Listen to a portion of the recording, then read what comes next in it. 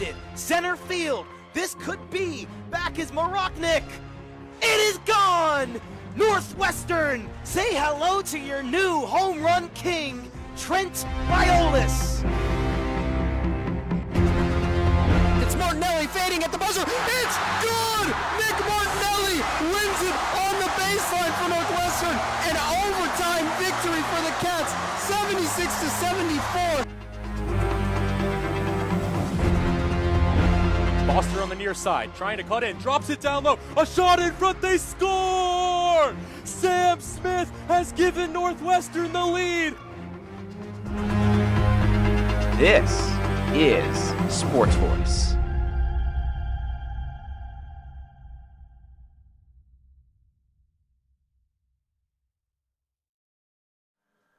Welcome into WNUR Sports Voice. I'm Pierson Strandquist here with Kaplan, as always on 89.3 FM HD1 Evanston, Chicago. And we are joined by three brand new guests. One guest who you may have heard on the Sports Block before, or two guests actually that you heard on the Sports Block before, and then one new person, Holy.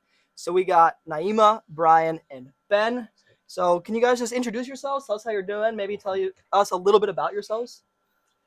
Anyone can go first. Yeah, I can start. Hi, everyone. I'm Ben. Right now, I'm a little under the weather.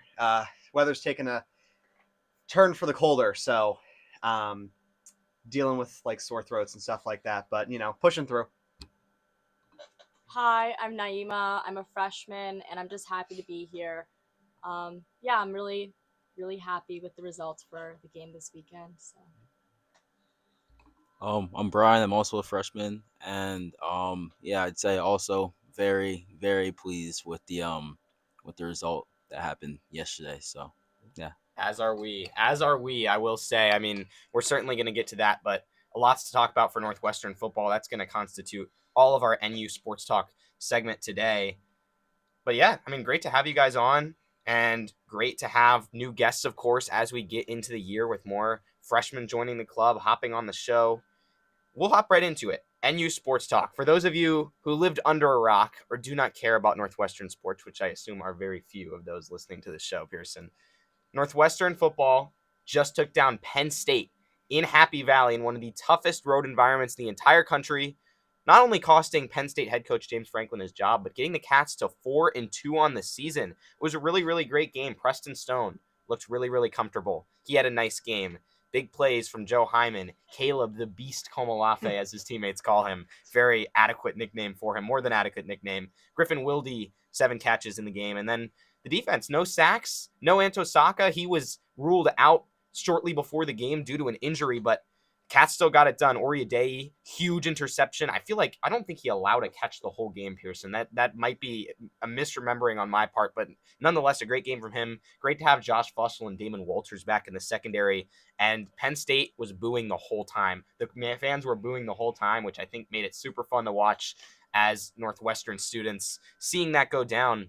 But for you guys, obviously tuning into the game this weekend, pretty much every position group was impressive. I mean, maybe except for special teams. Drew Wagner, muff punt, not the greatest, but Penn State special teams, not impressive either. Out of all of these star players and all of the star positions, which one impressed you most and why? Anyone can start with this one. Yeah, I'll start with that. For me, I think it's going to be the offensive line. In that game, the Cats averaged 4.4 yards per carry, which is very good. Also, they only gave up 2 tackles for loss in the entire game. Sure, both of them were sacks, but that's still a very solid number. With how good the Northwestern rushing attack is, if you have your offensive line putting in a performance like that, it's going to be hard to lose a game. I was going to say defense. We really pushed through to the end and made sure that they didn't score. I mean, it was a close and it was a tight game, but in the end we won. I think that's what matters. I would probably say I might cheat a little bit here. I'm gonna say the coaching staff, because I really liked the way off of the game plan looked. I thought it was really Preston still had a lot of like screen passes, short passes, stuff to get him in rhythm early on, quick stuff. And of course the big touchdown to Wild that came off of a play action, which was set up by the run game. So I thought it was a nice melding of the run and the pass that really made our offense look really balanced.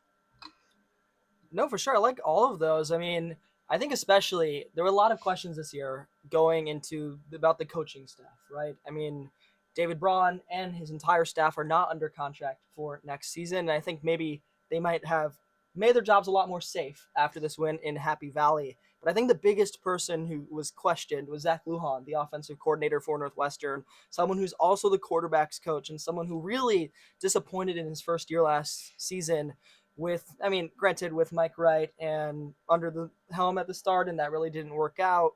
And then even with Jack Lausch, it didn't really work out either. So it's really good to see. I agree. I think his game scripts have been excellent this season, even including the games they've lost. Like that Oregon game, they were really staying in it for a majority of the first quarter, and maybe a couple mistakes that prevented that from being even more successful. Where I think that game might have been closer than we thought, especially considering that Oregon only beat Penn State by 3, and it was because of a costly interception thrown by Drew Allard. I think the other thing kind of is like, this is unprecedented, right? Northwestern was not expected to do, like, 4 wins might have been their ceiling this year. A lot of analysts were saying, especially in this club and others that are adjacent to us, people weren't that excited or enthusiastic about this Northwestern team. And I think that probably was a fair assessment at the start of the season. But now you're 4-2. You have Purdue coming up, which should very much be a winnable game. Like, if Penn State was winnable, this should be a win. If it's not, that raises some questions about maybe kind of similarly to how Penn State lost to UCLA after they lost to Oregon. It's like, are you treating your opponent the same way every time? It seems like David Braun really emphasizes that, especially considering what he said about UL Monroe, about them being such a great opponent, and then proceeded to win by almost 40 points. So I guess the question is, what is your whole season record prediction? You could either say like what you think they're going to do the rest of the year, like game by game, and then kind of just finally like what is the record going to be, and will they make a bowl game? I can start on this one. I honestly think that we pick up 3 more wins on the season. I think that we will take care of business at home against Purdue next week.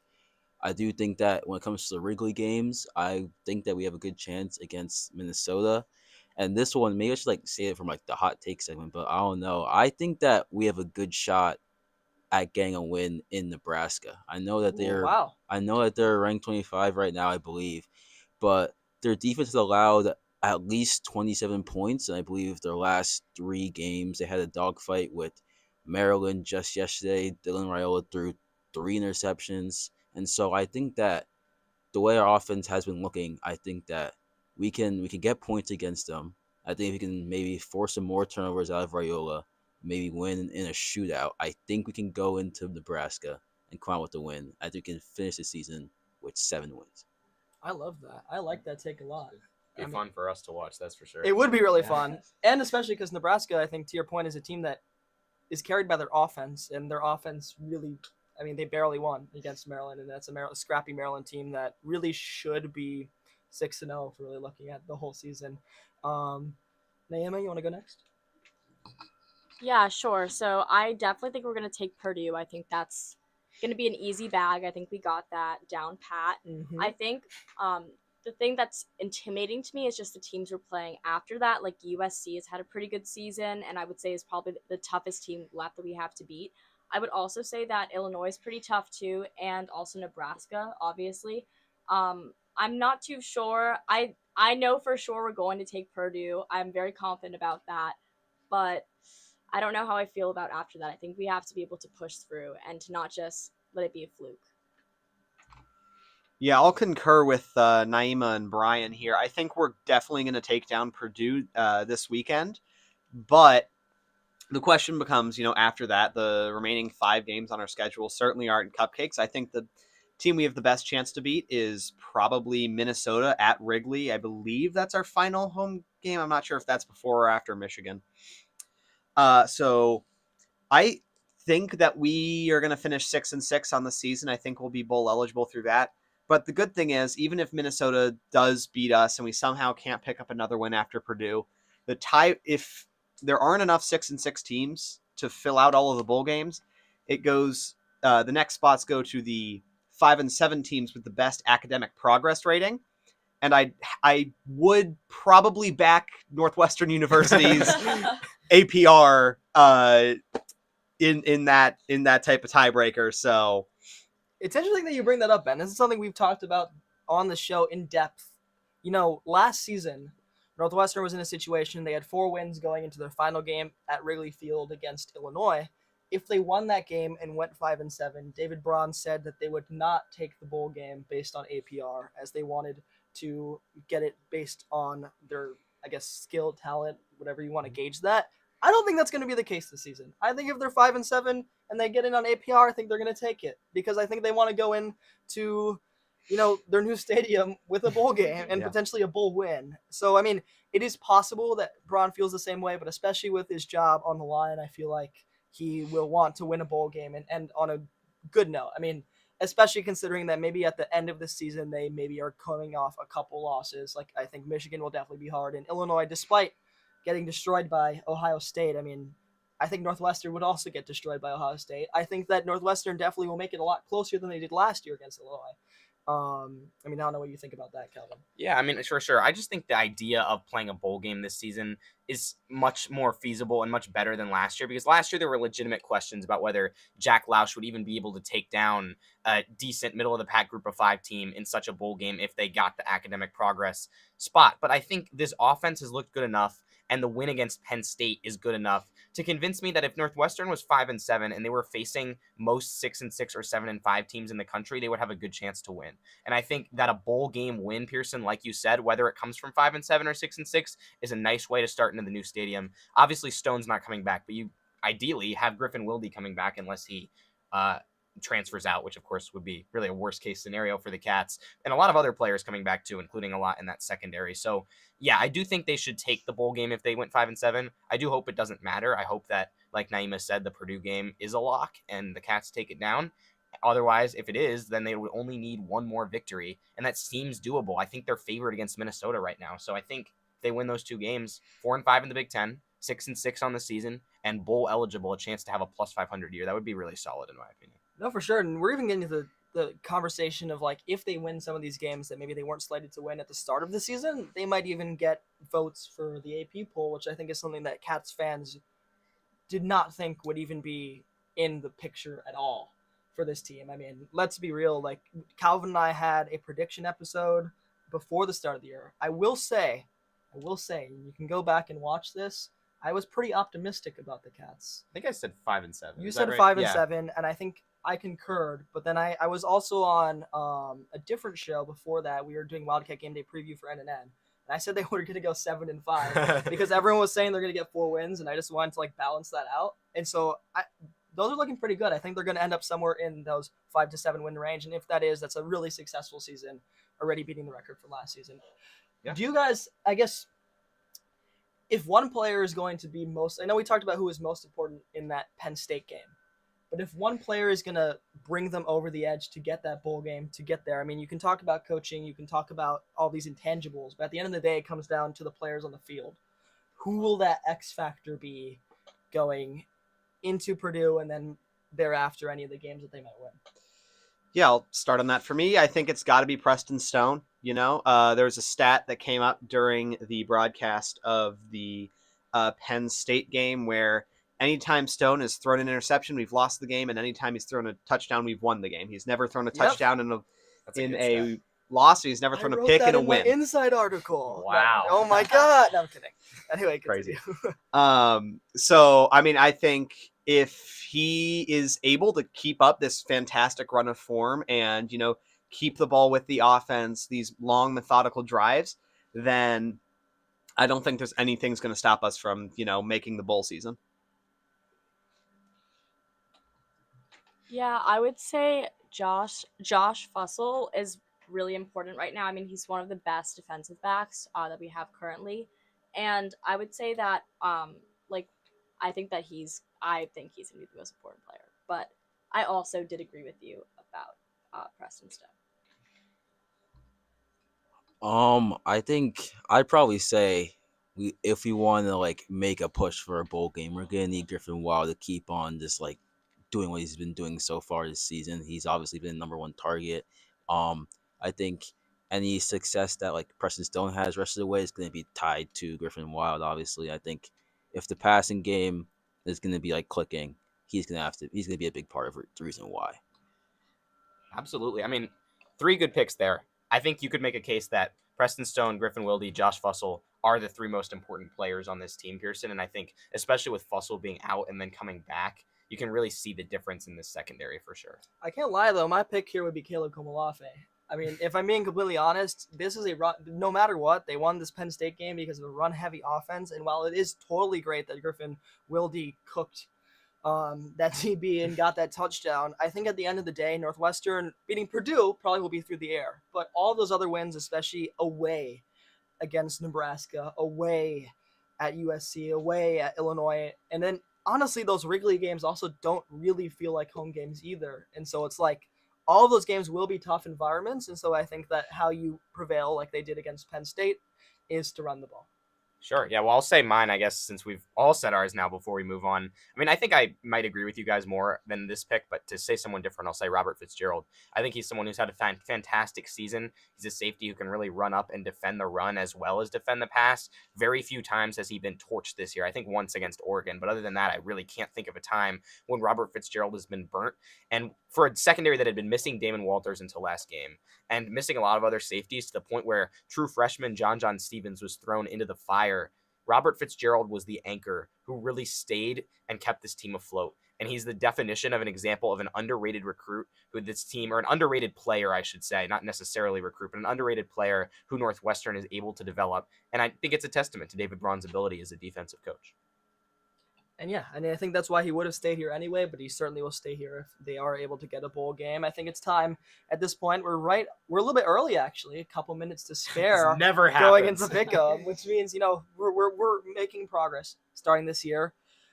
For y'all, our listeners do know, but since it is y'all's first time on Sports Voice, I'll give the whole explainer. Pick'em is probably the quintessential Sports Voice game.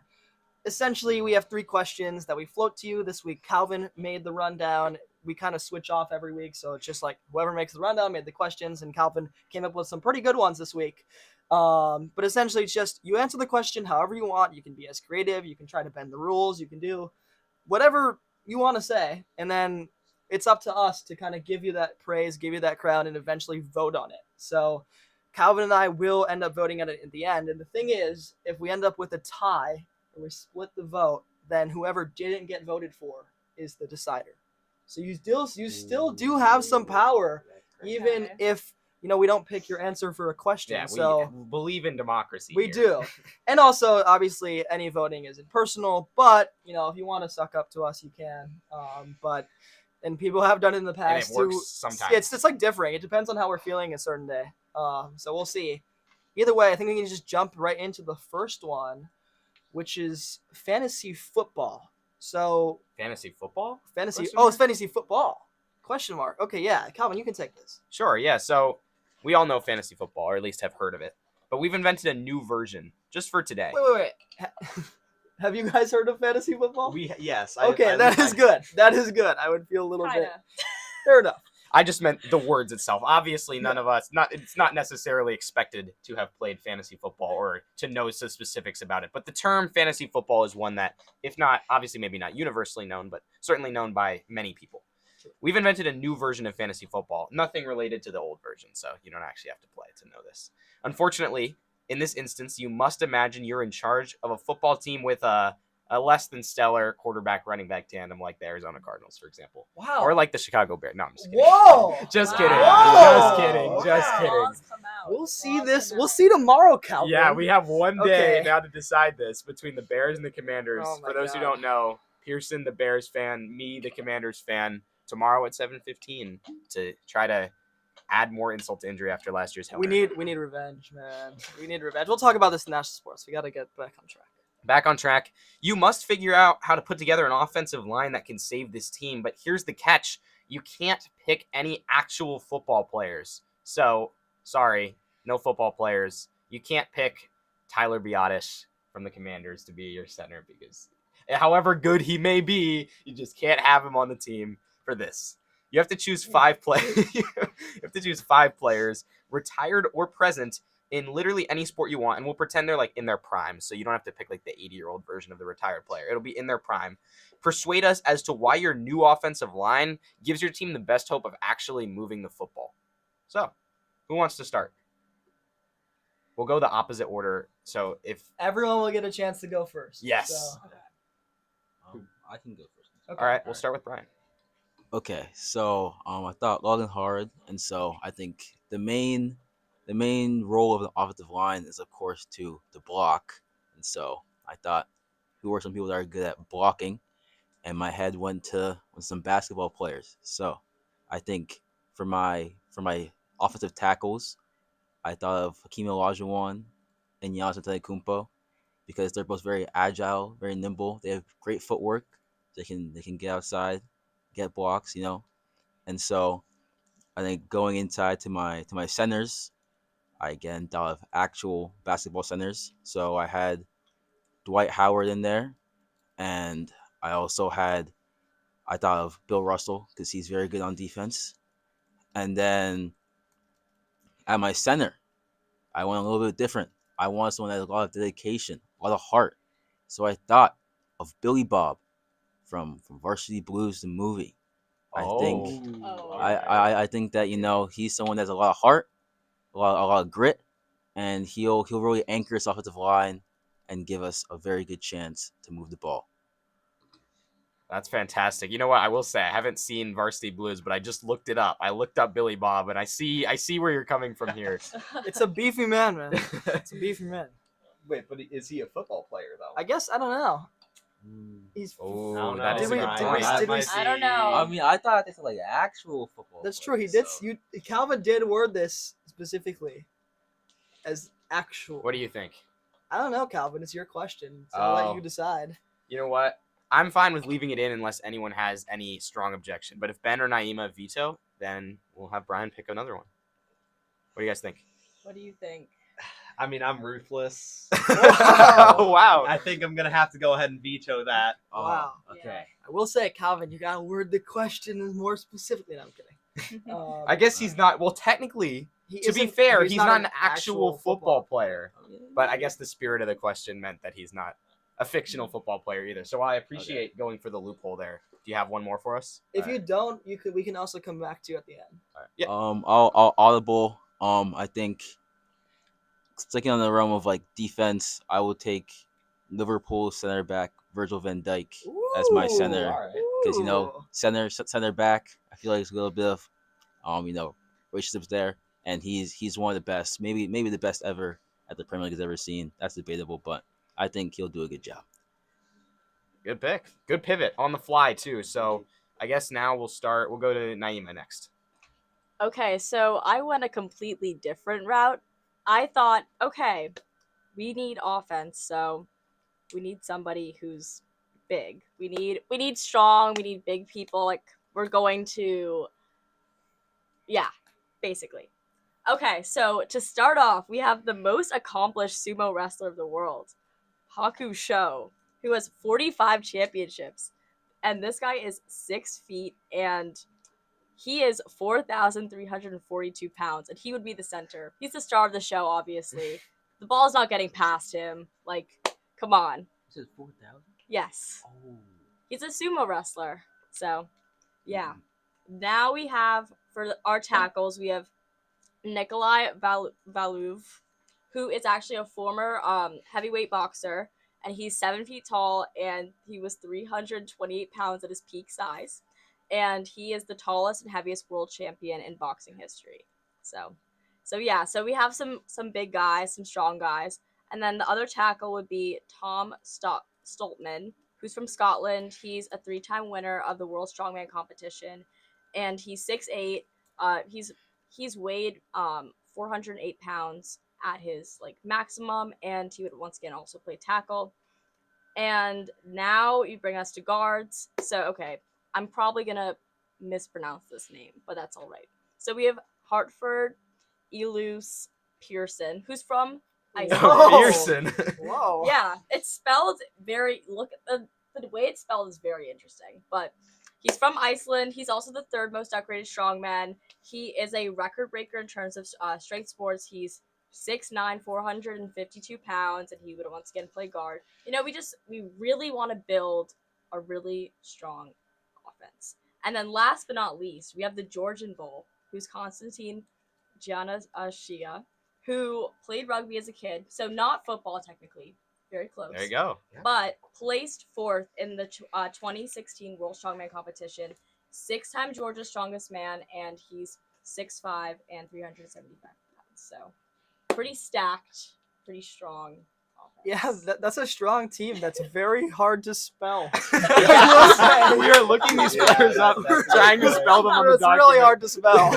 We're trying to track this. We got 3 out of 5 spelled correctly on here. Oh, We're gonna nice. try the other 2, Nice. but it's okay. I mean, we get that certainly, very, very much creative. You got a lot of strength and also versatility on that Yes. offensive line. So Absolutely. hopefully it works out for MRE DiMercato to finally get some Okay, yards, bro. get some playing time. He for the did get Cardinals. yards. He just That's dropped true. the ball at the That's goal true. line. That's true. He He did. dropped the ball at the goal line. Anyway, Ben, Over you to me, finishes up. So I'm going to start how Naima ended that with a rugby player.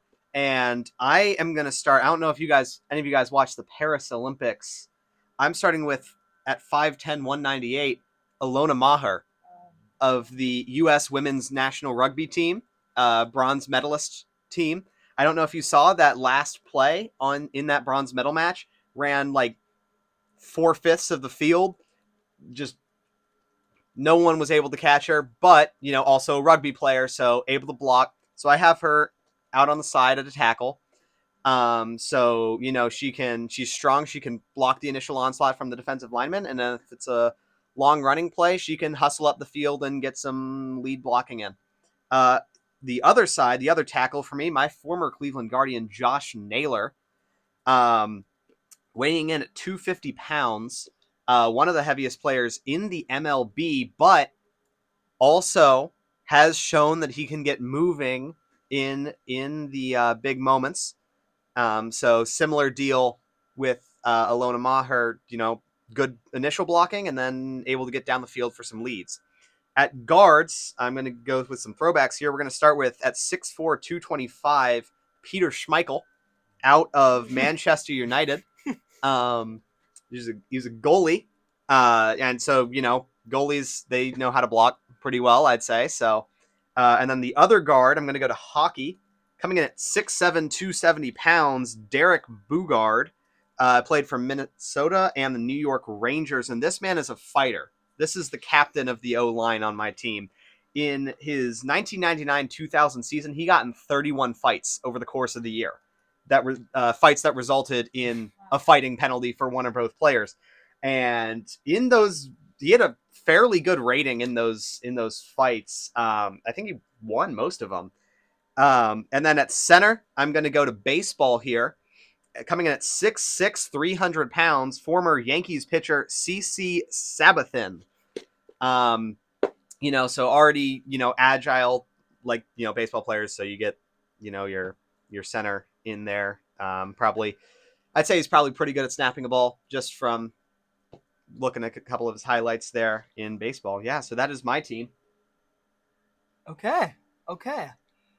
All really creative picks. I can tell that y'all did some extensive research on this question and kind of dived into some of your specific niches, whether it's baseball or basketball or apparently strongmen. So with that, we'll go into the second question, which Calvin has phrased as Celebration City. Always love some alliteration. People love to talk about aura nowadays, and many of our modern day athletes certainly have a lot of it. Throughout the history of sports, we've seen countless cool celebrations, from bat flips to back flips to disgusting acts by Randy Moss. Thank you, Joe Buck. Your job is to pick any sport and pick the one celebration you'd pull out if you had the chance to make a big play. You're in there scoring a touchdown, you get that interception, you get that sack, you score a game-winning goal, you dunk on some guy. I don't know. Or maybe you hit a grand slam.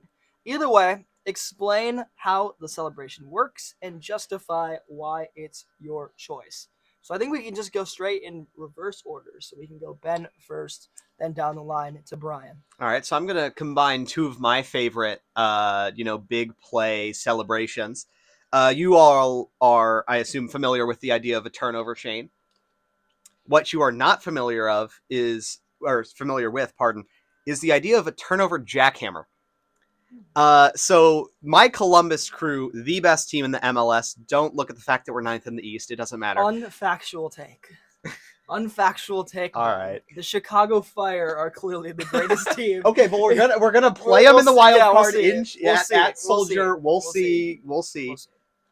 So, what the Columbus Crew do when we're playing at home and we score a goal, what we have some Cleveland or Columbus celebrity come out. They get a jackhammer and they jackhammer a brick that has the logo of the other team painted on it. So this would be defensive player gets an interception, recovers a fumble, runs to the sideline, puts on some safety goggles because PP is important, and then jackhammers a brick that's painted with the other team's logo. There you go. There you go. Yeah, I mean, I don't. Yeah. I feel like I don't need to explain why that's cool. No. That's pretty cool. That is very cool. Back to Naima. Okay, so mine is a little bit of a twist on a classic. So I'm a big football person, so I love my end zone dances. But I'm going to say instead of doing a backflip, a front flip. Because a front flip is way harder to do. It's way harder. And also it's going to signify that going forward in the game, that team is going to be in possession of the ball. Oh. That's good. There you go. Yeah, wait, I think, was there a player who's done a front flip before into the end zone? Because I know Chad Josinko definitely did. He did a backflip, right? Yeah, he did a backflip. I think there's one person I think who's done a front flip. Either way, you got to move. You got to move those chains, right? You could do it with the front flip. I like that. And then Brian, what do you got for us? All right. So this one I think is a classic for people that know soccer. A while back, a player by the name of Mario Balotelli scored. He was playing for Manchester City, and he scored against Manchester United, I believe. Scores a goal, takes off his shirt, reveals a second shirt underneath that has the message, "Why always me?" And so that became pretty iconic, And so I think if I were to, let's say it's like a turnover, big play, dunk, whatever, I have my jersey on, take off the jersey, second shirt underneath, and I don't know what would be written on it. Maybe something silly. Maybe it's mind games. Maybe it's like a riddle. Other team goes back to the huddle. What did that mean? Why do you have that on his shirt? I don't know.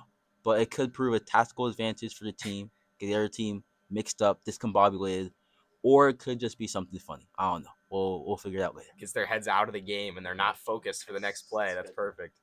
Let's go. You want to take it into the third one? I can take it in as well. Sure, I got you. We're calling this one Hall of What? In any sport, the Hall of Fame is reserved for players of the highest caliber. Today, we want to change that. First, pick a player in any sport, then come up with a name for your hall and tell us why this player belongs in the Hall of blank. Examples, Nikola Jokic in the Serbian Hall of Horses, or Joe Burrow in the Hall of Cursed O-Lines. It can be anything, and you're encouraged to get as funny, as silly, and as creative as possible for this question. So, yeah, we're going to go with Naima first, and then we can go to Brian, and then to Ben. Okay, mine is pretty silly, but I would go with Hall of Name Changes. And my player that I'm using as an example for this is Lloyd Bernard Free, who's now World B Free. I think that's just pretty niche. A lot of players change their names when they get pretty famous. It's a part of your identity, your brand, and I think that would be something cool to see. When you said that, I thought you were going with Robbie Chosen. Robbie Anderson. I thought it was going to be Meta World Peace. See? That's why. Yeah, that's a good one too. But yeah, there you go. Yeah. World Be Free.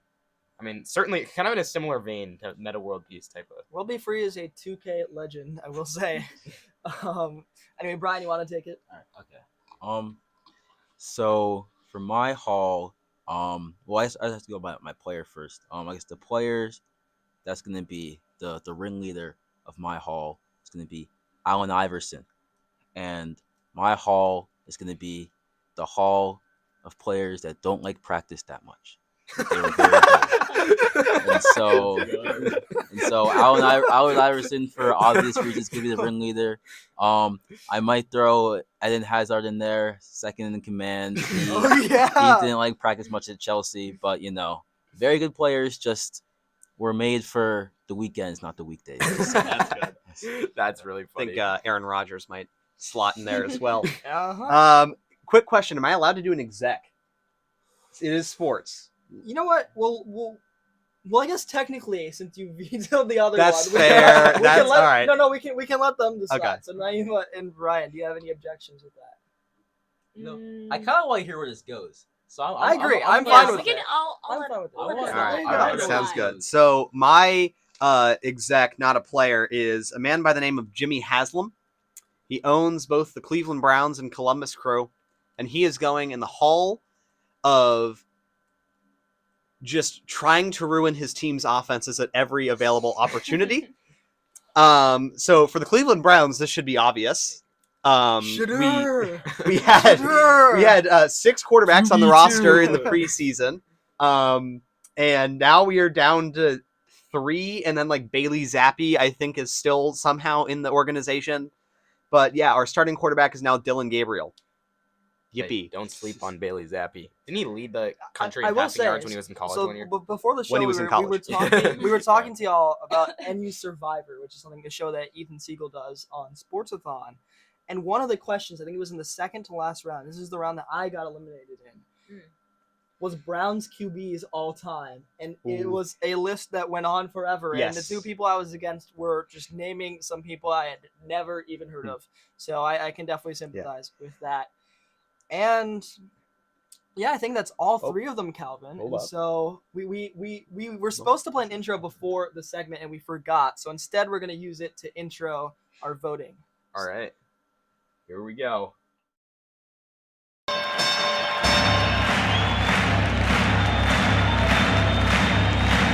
Ladies and gentlemen, welcome to the main event. It's time for Pick'em.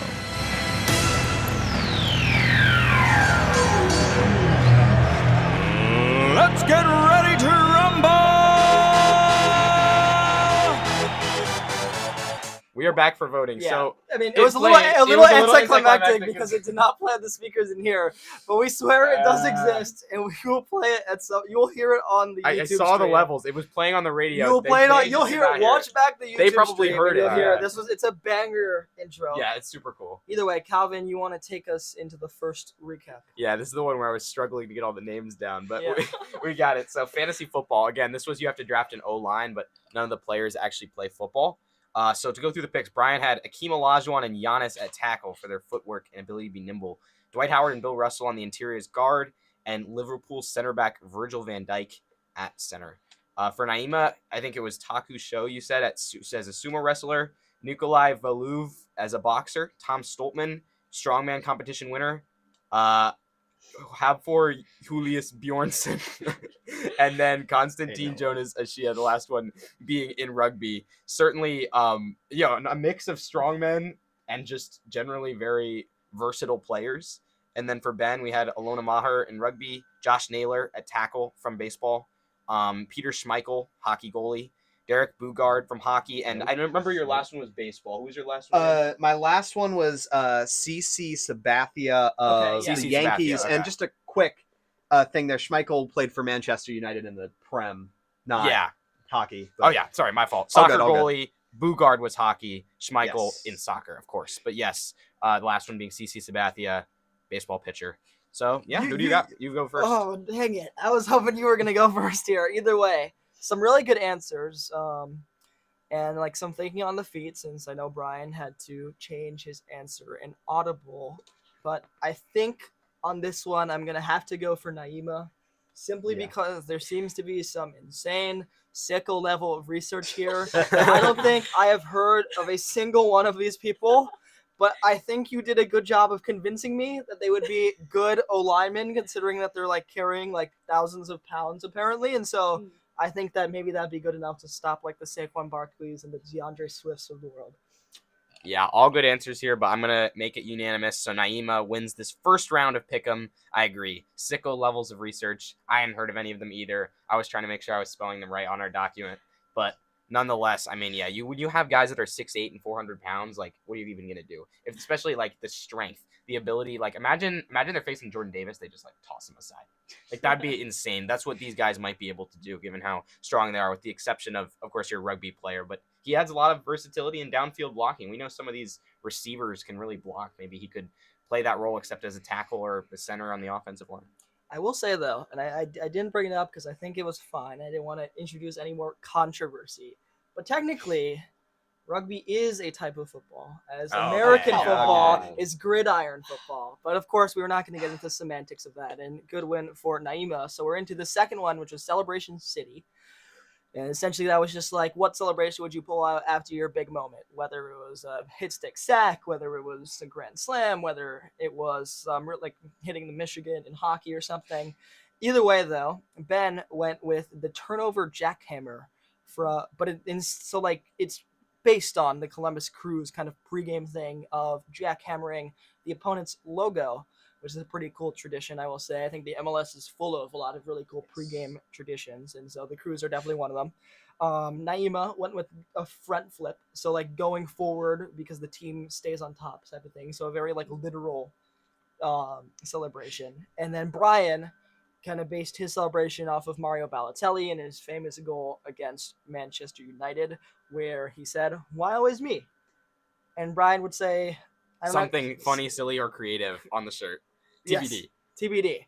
But something. So, Calvin, I think you can take the first vote here.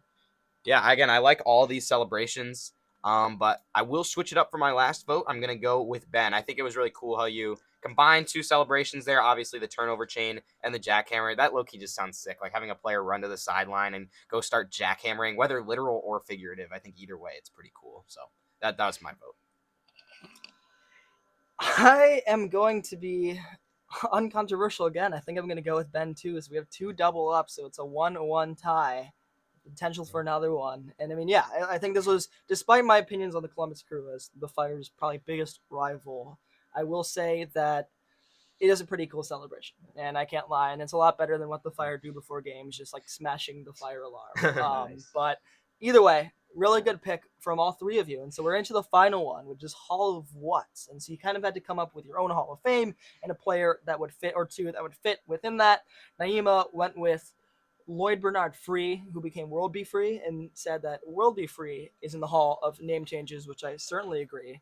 Brian went with Allen Iverson, and then he also mentioned Eden Hazard as the Hall of players that don't like practice that much, which I think is great, and I think they should 100% phrase that Hall specifically like that. I think we don't need sickness here. And then Ben went with Jimmy Haslam, the owner of the Browns and the Crew, of the Hall of just trying to ruin his team's offenses at every available opportunity. So also a very lengthy one. I'll kick off the voting here. I think I'm gonna go with Brian. I think I did actually like audibly laugh after this, and especially I think that AI and Eden Hazard are good examples, especially as a Chelsea fan, which I don't think Brian knew. I don't think you know. You didn't know that, but that was a good job secretly getting to some of my biases. Calvin. So we've had a three-way pick'em tie once in the history of the show, but I don't think we've ever had a three-way pick'em tie where each person unanimously won one of the categories until now. I will go with Brian as well. I think the phrasing is what got me. It also got me to laugh out loud. And so to be like very, very creative, and that means that we have no way to break the tie unless we do it by hot takes later on. I think we can do it by hot takes. How we did it that one time when everyone tied, which was that it was all like it was like each question was like 1-1, 1-1, 1-1. And so this was before we kind of had our whole like breaking the tie thing, because it was a two-person panel at that point. So since it's the three of you, your hot takes will matter now. They would have been an independent thing. So now you really have to make sure you're giving us some spiciness. Either way, we'll go into national sports talk here. Starting off, unfortunately, with Major League Baseball, a league that I really do not care about, nor have I ever cared about. Sure. They're really the teams that win do win indeed, and I hope that the Mariners or the Blue Jays win the World Series, I guess is my best way to put this. There were two series that kind of went down to the wire. the Blue Jays handled business against the Yankees, obviously, as the Dodgers did with the Phillies. Unfortunate for Orion Kirkering, who made a atrocious defensive play that you will never forget. And I do definitely sympathize with him, although maybe not with Philadelphia fans. But then the 2 Game 5s. Tigers-Mariners, insane 15 innings of baseball in which the Jorge Polanco, a la his father, in 1995, got an RBI single and got the Mariners to their first ALCS since 2001. Unfortunate for Javi Baez and the Tigers. Adam Mean was cooking on the call. And I will say, y'all probably do not know who this is, but station member Cy Trivedi, who is also one of my street mates, is the biggest Adam Amin hater of all time. And I really do not understand why. Well, I actually do. It's because he's a Dodgers fan. And Adam Amin always calls when they lost. Like, he called when they lost against the Braves and the Padres. And then he also calls, like, every time the Seahawks lose, too, because he's a Seahawks fan. Either way, we're getting on a tangent. The last one I don't think we really need to talk about. I don't really think there was another DS that went to Game 5. I don't really think there was a the Cubs didn't lose, guys. Yeah, they didn't. Yeah. They didn't. If I don't say it, they didn't happen. I don't know. What are y'all's thoughts on the MLB? There is no Warren Bossing say type like. Yeah, I'll start on that. I mean, in terms of which of those 2 5-game series was better, I would be remiss not to vote for the 15-inning game. Like, I agree. Come on, what are we doing? Like, I was in my dorm playing ping pong, and after every game, I would go back to my phone, which I had the game live, and I'm like, how is this still continuing? Honestly, any time a baseball game goes into extra innings, especially in the playoffs where they don't have the ghost runner, it's a different experience. It is. I think I also forgot. I literally obviously the Mariners Tiger series wasn't the first extra innings in this playoffs, but I forget which game specifically it first happened in. But I was like, wait, where's the runner? Because that's what I thought too. I've gotten so accustomed to that, but it's I'm very glad it does not exist. I think it makes it better, and I honestly think it shouldn't exist at all. Because I understand limiting games, but I think this type of 15-inning game is what really gets purists rocking. And if we have the pitch clock, I think it already does enough to limit game times, in which sometimes you're paying $100 to go to a game and you end up being there for only 2 hours. Naima, Brian, any thoughts? Yeah, so the MLB season's been pretty much over for me since the Mets lost. Unfortunately, I'm a huge Mets fan, so I've just been kind of in my feels. I, however, have been hate watching, and I'm very happy that the Phillies and the Yankees both will not be continuing. And right now, my predictions are that it's going to be the Dodgers versus the Blue Jays. I think the Dodgers are just having a great season. They have an amazing roster, and I think that the Mariners have been throwing their pitches a little bit weirdly sometimes, so I think that, the Blue Jays have just been more consistent. I agree. I think the Blue Jays will win the World Series. Maybe that's a hot take, but I said this at the start of the season, and granted, I thought it would be because of Anthony Santander, who actually has really not been that great for them. But either way, the Blue Jays do look legit, and I think it's going to be hard for the Mariners to kind of stop that momentum. Brian, any final thoughts on MLB before we move on? I guess I'd say MLB isn't my most knowledgeable sport, but I will say, seeing that the Phillies lost, the Eagles lost, and I believe the Flyers all lost on the same day, as someone who has a few friends that are big Philly sports fans, I'll say it made reading the group chats a lot of fun that night. So where are you from originally, Brian? Oh, I'm from Jersey. So makes sense. There's a lot of people that are. I mean, Philly I fans. think I have my reasons for not really liking Philadelphia, namely the double doink, which is another moment I don't like to think about a lot. I will say, I've told Calvin this before, and maybe said it on the show before too. There are 2 moments in Chicago sports I will never forget where I was. I'll never forget where I was when the Cubs won the World Series in 2016, and I certainly will never forget where I was when Cody Parkey hit the upright again. I mean, I don't know why he was still on the. I'm still dwelling on that, to be honest, because I think that was a championship team. Either way, I think it's time to move on to the second part of National Sports Talk, which I think Calvin can take us into. Sure. Yeah, I mean, absolutely. We have a bit limited time left on the show, but should be just enough for some quick hot takes after this. Wanted to talk about Sister Jean, of course. The news recently broke. Loyola Chicago team chaplain for that famous run in 2018. For those of you who don't know, the Ramblers made a Final Four run in college basketball, March Madness, and she was 98 at the time, lived to 106, but recently passed away. Very, very sad day for any member of Loyola Chicago and just for the broader community, because this is someone who was really, really admired by many and followed by many during this run. She became famous in 2018 when the Ramblers made their run to the Final Four, saw 2 Final Fours for Loyola Chicago, one in 1963 and one in 2018. So she waited 55 years for that moment and probably didn't even expect it to happen, but it did. Question for you guys. You can take this any way you want. What do you remember most about that time, about Sister Jean, or about that year in March Madness? Or instead, if you want to talk about this, how do you think Loyola Chicago's Cinderella run compares to other upset runs in hindsight? Like, what are your guys' memories of in terms of that year, those upset runs? How does it look in history, kind of looking back on it now that we're not in that moment? Yeah, I'll start with that. My favorite Sister Jean moment comes not from their Cinderella Final Four run, but from their Cinderella Sweet 16 run 3 years later in 2021. They actually knocked off top-seeded Illinois. Thank you. We appreciate it. I agree. And before that game, I have a quote here. Sister Jean led a pregame prayer in the locker room in which she incorporated the scouting report. So I'm just going to read this excerpt here that I found from that quote. As we played the Fighting Illini, we asked for special help to overcome this team and get a great win. We hope to score early and make our opponents nervous. We have a great opportunity to convert rebounds as this team makes about 50% of layups and 30% of its 3 points.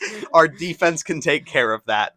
And that is just like incredible. Just like working the scouting report into a prayer. I love that vibe from Sister Jean, and it is a true tragedy to lose her in this moment. Absolutely. What about you guys, Naima or Brian? Any thoughts?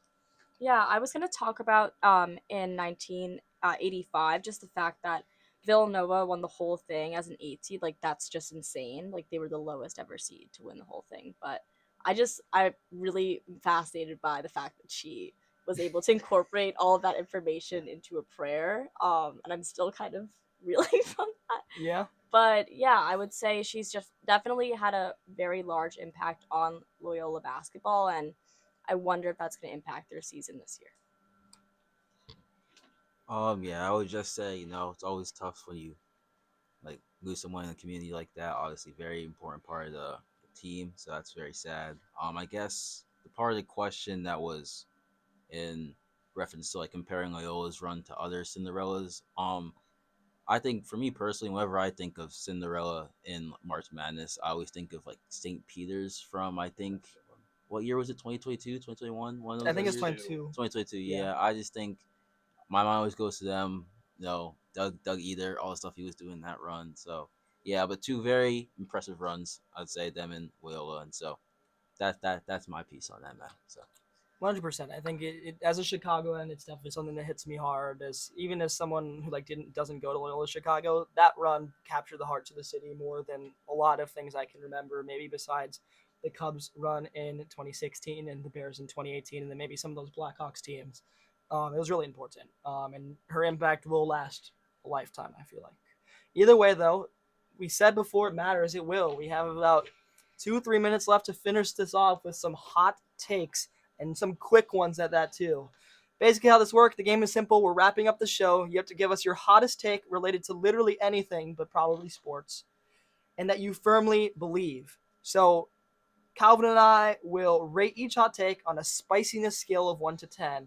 And this is for all the marbles, because whoever gets the best average spicy scale number will win the whole show. So we can kind of go in any order. It's whoever wants to go first, who's brave. Here, right. I can start. My hot take. Going into the bowl season, so not counting any potential bowl games here, I believe that the UCLA Bruins will have a better record than the Penn State Nittany Lions. I think Penn State's just a broken team. They fired their coach. They have, there's no spark in that team whatsoever. UCLA, meanwhile, have completely flipped the script from being from looking like one of the worst teams in college football history, like in major conferences, to getting back-to-back wins, and they have a chance to go on a run here. Unthinkable just a couple weeks ago, but certainly very, very justifiable for sure. Let's go to you, Naima. Evanston changed them. Yes. Okay, mine is about the NFL, but okay, hear me out. I think that the Giants are going to win the NFC East. Oh. I know that's pretty bold, I'm not going to lie, but we've been having a couple great games.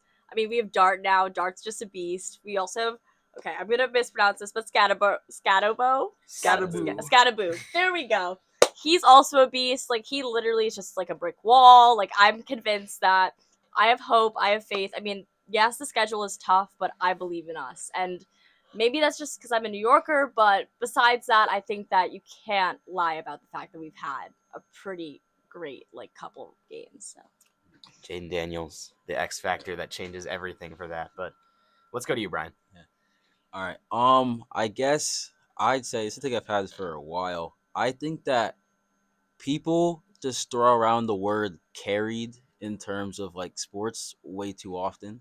I think a lot of times people just look at the best player on the team like, oh yeah, he carried them. Like, no, not like there are very few actual carry jobs. Like I'd say, like LeBron 2018 playoffs is like an actual carry job, but like I don't know. I hear people all the time say like, oh, in the 2018 World Cup, Luka Modric carried Croatia to the final. No, he didn't. That was a great team, top to bottom. Just because he's the best player on the team that had some names that you might not be that familiar with does not mean that was a carry job. It gets me mad sometimes. I'm not gonna lie. That's just a pet peeve. Okay, so three takes. I think the best way we can do this is if Calvin and I secretly confer, and then we just reveal it secretly. Well, just like right here on like a calculator to average out our scores. Oh yeah. I can type mine and then you type yours if you'd like. Sure. You need to say something in the meantime. You say something while I type. Okay, yeah. I think while he's doing that, we'll really quickly wrap up before El Silencio comes on by just saying thank you so much to Brian, Naima, and Ben for coming on the show for the first time. We hope y'all had some fun with us. And yeah, I mean, it was a really good episode. We enjoyed it a lot. Really good pick'em answers. I think all three of your wins within pick'em were pretty clear cut. So that means that all three of you came with some good stuff, came prepared. We had some really good football talk and national talk as well. And yeah, I think I kind of concur with Calvin's rankings here. So I think we're going to go with Naima with the win here. We averaged out to a 7. Brian averaged out to a 6. And Ben averaged out to a 4. So with that being said, Naima, you win the show. Congratulations. How do you feel? Thank you. I feel pretty good. It's a momentous moment. Either way, thank you so much for listening, as always, for Pierson, Strandquist, and Calvin Kaplan. You're listening to WNUR Sports on 89.3 FM HD1 Evanston, Chicago, or on YouTube. And we just wish you a very good night. Have a good night, everyone. Peace. Peace.